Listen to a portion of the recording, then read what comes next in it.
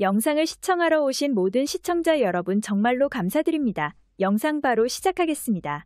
최근 미국 정부가 또다시 자국 기업만 우선시하며 한국산 항공기의 해외 수출을 전면 통제하려 하고 있습니다. 현재 미국 정부는 동맹국들을 향한 신규 무기 규제 평가에 이어서 록히드 마틴과 제너럴 일렉트릭이 해외 수출 의무 표준 검사 협약을 맺는데 성공했다고 발표했습니다. 그런데 이 협약은 큰 논란을 만들어내는데 충분했는데요. 이번 미국 정부의 발표문을 보면 KF-21 전투기처럼 미국산 부품이 달린 무기체계가 해외로 수출될 시 부품 수출 협약을 반드시 명시하는 것은 물론 부품 하나하나를 미국 내의 엔지니어들에게 직접 검사를 받을 것을 명시하려 하고 있습니다.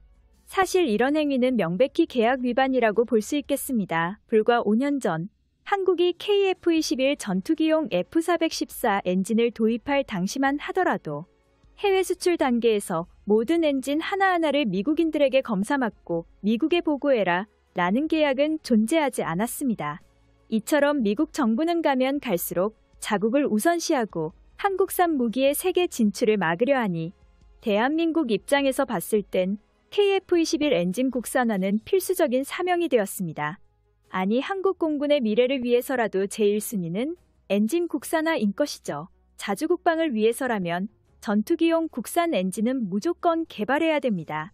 그런데 KF-21 전투기의 사호기에 이어서 5호기 역시 첫 비행을 시작하는 가운데 램제트 개발부에서 새로운 소식이 들려왔습니다.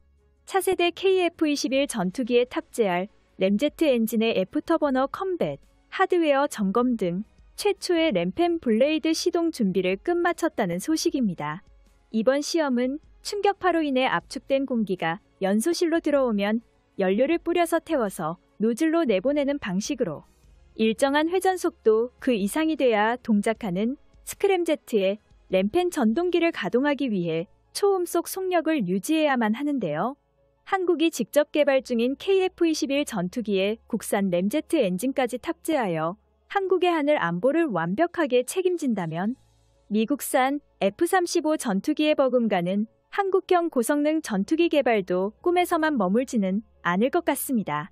이처럼 한국형 램제트 엔진은 2002년 연구개발 초획이 그려진 이후 무인기 램제트 엔진이 2022년 시제 조립 완료 후 그 다음 램제트 엔진 공개 및 출고에 이어서 램펜 블레이드 시동까지 숨가쁘게 달려왔으며 KF-21 전투기 탑재형 램제트 엔진은 이제 곧 시험 가동을 앞두고 있습니다. 그러나 아직까지 방심은 절대 금물입니다. 이제 드디어 터빈 블레이드의 실증 시험이 시작될 뿐 램제트 엔진이라는 것이 마음만 먹는다고 하루아침에 뚝딱 만들 수 있는 수준이 아니라는 점은 모두가 알고 계실 텐데요. 그렇다면 한국에서는 어떻게 직접 스크램제트 엔진을 제작하게 됐을까요? 한국이 전술기용 저바이패스 램제트 엔진을 제작하겠다고 나선 것은 2002년 초 무렵입니다. 램제트 엔진은 한화에어로스페이스와 국방과학연구소의 R&D 투자를 바탕으로 현무3에 탑재되는 HK 엔진을 시작해 KUS 무인 드론용 차세대 램제트 엔진 개발 계획과 함께 병행되어 왔습니다. 이에 앞서 한화에어로 측은 터빈 블레이드와 램펜 글라이드 등 여러 가지 라이센스 기술을 터득하며 국산 램제트 엔진 개발에 대한 열망이 싹트고 있었음을 알 수 있는데요. 특히 다른 국가로부터 설계도를 가져와 생산하는 것이 아니라 순수 한국 기술로 4만 파운드급 쌍발 램제트 엔진의 기반이 될 1만 파운드급 램제트 엔진을 제작하겠다는 생각은 2015년에 본격적으로 나타났습니다. 국방과학연구소와 함께 한화에어로 측 엔진 사업 담당 부서가 신설되면서 시작됐습니다. 비록 연구원은 120명 뿐이었지만 라이센스 제조를 이용한 F-404 엔진의 부품 생산을 시작으로 KF-21 전투기가 블록3부턴 새로운 엔진으로 모두 대체해야 할 것이라고 판단을 내려 전투기 엔진 개발 목표를 스크램제트급 마하 2.8로 조기 설정하고 상발 엔진의 기초 형상을 설계하기도 했습니다. 이것이 바로 한국 최초의 램제트 엔진이 탄생하게 된 배경입니다. 그리고 이어서 국방부의 사업 승인에 따라 본격적으로 한국형 램제트 엔진 개발 사업, 램펜 블레이드를 포함한 와이드 디퓨즈관 등 여러 가지 최첨단 부품 개발이 본격적으로 추진됐죠. 이 과정 속에서 미국과 프랑스 등 전투기 엔진 개발의 선두그룹에 있던 업체들이 기술 이전을 대가로 KF-21 전투기 엔진의 지분 대부분을 요구하기도 하였으나 하나 에어로 측과 ADD는 무조건 독자 개발을 방향으로 램제트 엔진 개발을 설정했습니다. 물론 당시에만 하더라도 대한민국은 현실에서 연구 환경이나 예산 개발 경험이 한없이 부족했으나 간신히 F404 엔진 라이센싱을 통한 엔진 조립 개발의 문턱을 넘어섰고 드디어 램펜 블레이드의 시제품 제작 후 44,000 파운드급 추력을 달성하기 전 1단계인 1만 파운드 추력 기록에 나섰습니다.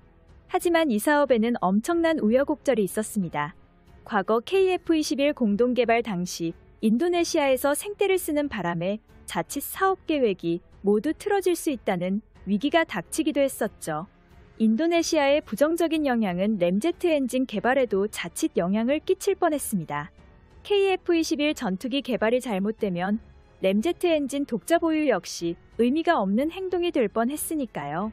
결정적으로 인니는 시제기 한 대와 기술 자료를 이전받아 8대를 현지에서 생산하겠다고 했지만 최초 발생 금액인 2,272억 원을 납부한 후 4천억 원을 납부하지 않았는데 자국 내 경제 사정을 이유로 분담금을 다시 설정하자거나 분담금 납부를 늦춰달라고 하면서도 프랑스, 러시아 등으로 전투기 계약을 하러 다니다가 결국 KF-21 공동개발에 쫓겨난 신세가 되었습니다.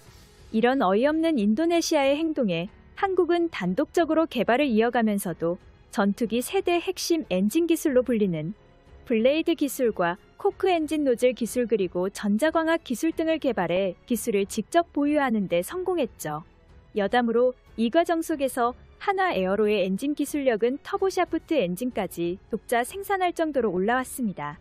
하지만 당시 미국은 기술 유출을 우려로 램제트 엔진에 사용될 부품 품목 50개에 대해 갑자기 수출 금지를 설정해 두고 있었는데 다행히도 관련 부품들 중 대부분은 국방과학연구소가 현무3 개발을 통해 터득한 엔진 부품들이었고 2013년 1차 분량, 2015년에는 추가분을 생산하는 데 성공했습니다.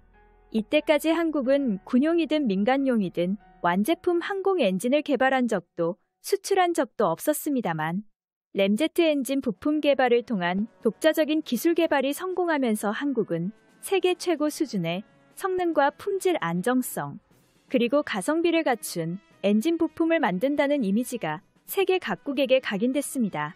그런데 대한민국의 항공기 엔진 역사에 있어서 크나큰 족적을 남기는 사건이 발생했습니다. 바로 한국이 직접 개발한 KF-21 보람의 전투기 탑재용 44,000 파운드급 쌍발 램제트 엔진이 처음으로 시제 터빈 블레이드에 시동을 건다는 소문이 들려왔기 때문입니다. 이 소식은 자주국방을 향한 한 걸음일 것입니다. 대한민국의 영원한 자주국방을 위하여 영상의 정보가 유익하셨다면 구독과 알림 설정 진심으로 감사드립니다.